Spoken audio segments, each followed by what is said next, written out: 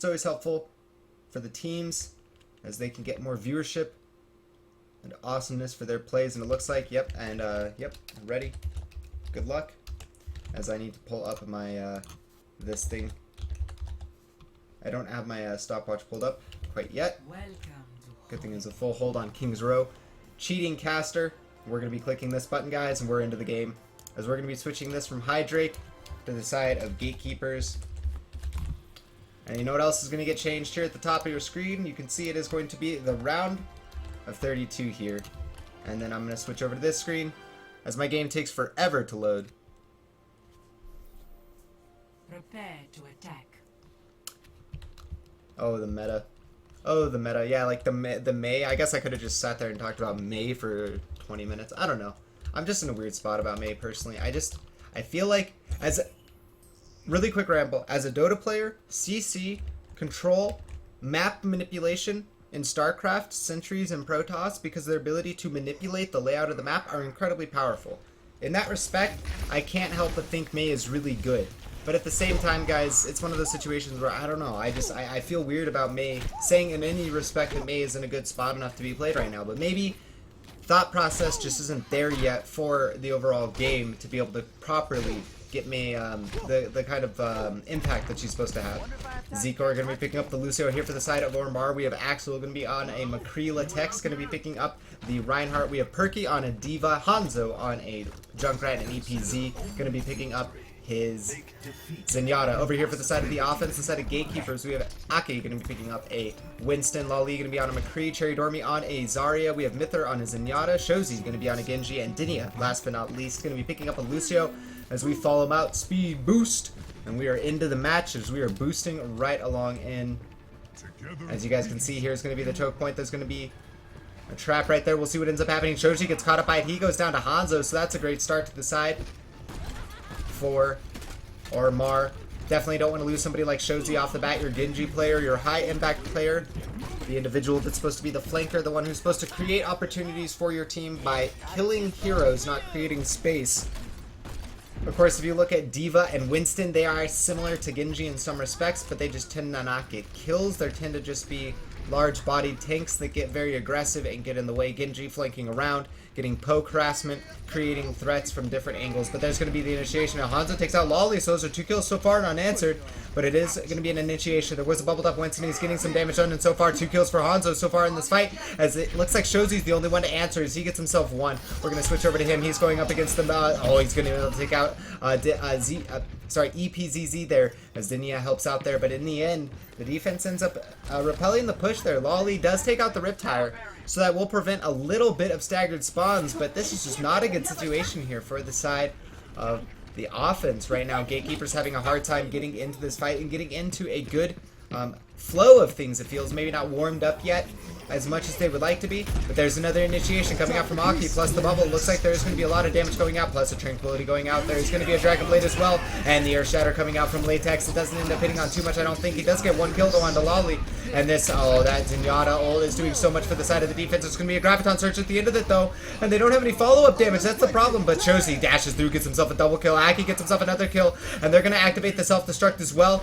And they have enough people on the point that I believe they're going to be able to end up taking it here, as Perky did have that self-destruct zone for a second, but he's all alone, isolated, and dead. And as you can see, Axel is going to be the first member of the defense able to do anything about the situation. He's trying to run out and get in position, but so far, no chance that's going to end up happening. And there was going to be some... Ooh, Axel, what a good shot, taking out Shozi there, preventing any more spawn staggering, as Aki is going to have to back out here. He will leap away. But that's going to be the start so far, guys. It's looking like Gatekeepers is actually going to have a bit of a run for their money here, as they were getting held up for quite a bit there. Axel is going to end up taking out Aki there, as he doesn't end up surviving that long at all. Takes way too much damage way too quickly.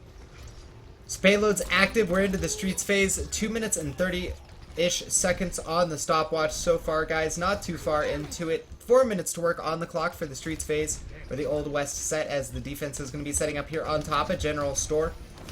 Offense all going for a low ground strategy. There's going to be initiation charge going out, but they miss both sides. Axel not getting any damage, or not enough to get, because the Transcendence didn't channel it long enough. Latex to the 7 Earth Shatter available. He hits a 3-man. Will he be able to follow it up? It looks like it, as Denia says, no, never mind. I'm going to get behind you and take you out. We also have shozi using that Dragon Blade. He's chasing out some kills. He's onto the Zenyatta double slash, and EPZ is a robot. It's 2 pieces right now.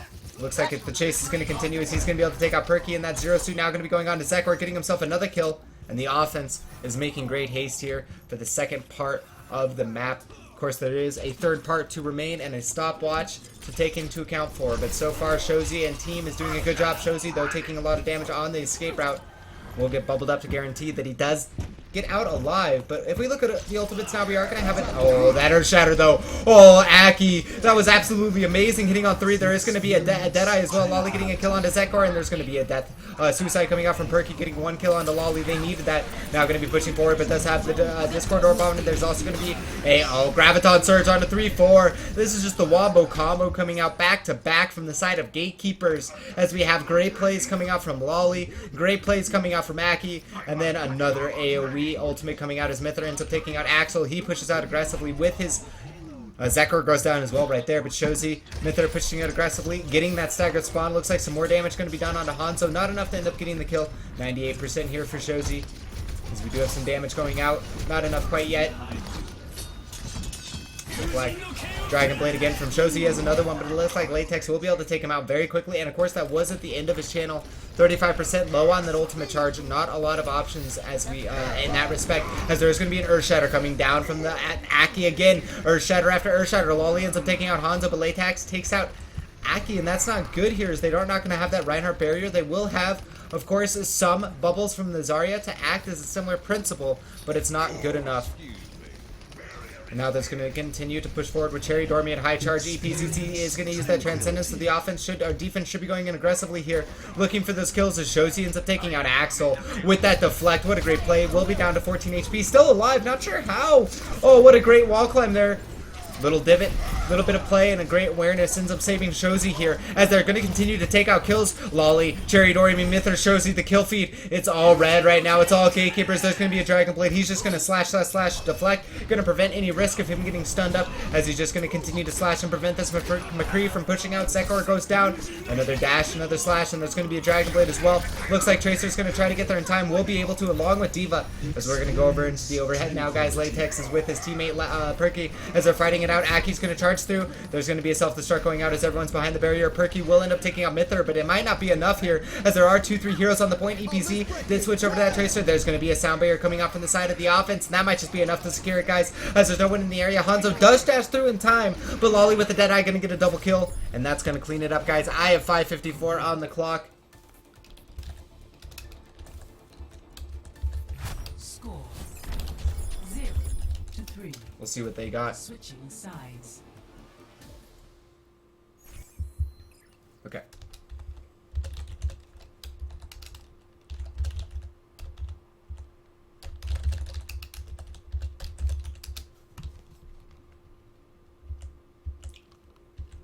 Well, technically we don't need to, because I'm doing it in my own thing, but yeah. Now, normally, guys, if you are going to be doing this without a stopwatch and using the game engine, are you kidding me? I had my stopwatch set from 5:55 yesterday. I don't even know what to say right now. I'm just baffled by the pure coincidence of that, I guess. A serendipitous event, as I like to say. That's one of my favorite words, serendipity. But, yeah.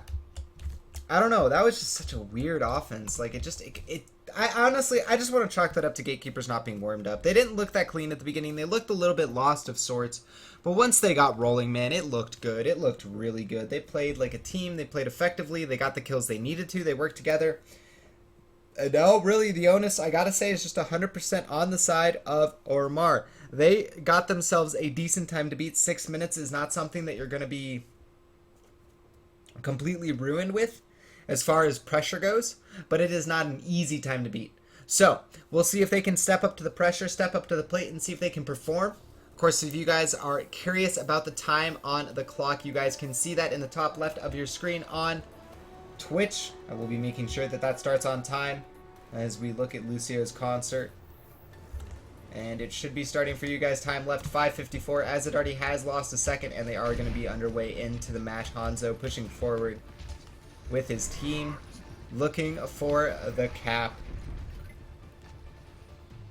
So we'll see what ends up happening here. They're going to actually just go off the bat. No charge, no poke. They're just going to go as we have an Earth Shatter. Oh, no, never mind. A charge going out from Latex onto shozi. Takes him out. Looks like Lolly will get the trade, though, as he is going to be on that Reaper, getting himself a double kill, taking out Axel as well. And now Perksy's going to end up taking out Dinia, but it's not enough as Cherry Dormy gets himself a double kill. D.Va for D.Va on the kill feed. Make it triple kill for Cherry Dormy on this D.Va. Absolutely shredding it as 3 for 3. A double triple going out as Cherry Dormy and Lolly basically clean up the entirety of that push by themselves. Great plays from them, and that's just the nature of D.Va and Reaper in close range. Reaper especially, but Aki, ironically enough, he's the one who ends up getting up his ultimate charge, as he does have an Earth Shatter available, so we'll be looking for the use of that here in just a moment. We do also have the suicide coming out from Cherry Dormy, the self-destruct, which could end up making a big difference, as of course that can zone, that can kill, and that can create opportunities, as we are going to have the push forward. There's going to be a Dragon Blade activated here by the side of looks like it was Hanzo, but he didn't end up getting it long enough channel to be able to get it out. There's going to be an Earth Shatter going out for the side of the offense as shozi gets cancelled up. He's going to be knocked over, but he will be able to survive so far. Perky going to be going for that self-destruct. Will people be able to survive? Latex was the one to get the kill on Mythic, but there's going to be the Earth Shatter coming out from Aki, as well as the Death Blossom from Lolly. It's going to end up taking out Perky. Axel did go for the Deadeye, but it wasn't enough. He's on the run. He goes down to Cherry Dormy, and that's going to be another offense cleaned up. Here's 2 minutes have almost basically been eaten up on the clock, and after respawns and after staggers, that's basically going to be the case anyways. So now it becomes a question of whether or not the side of Ormar is going to be able to get another good push going, as they were able to in the last series.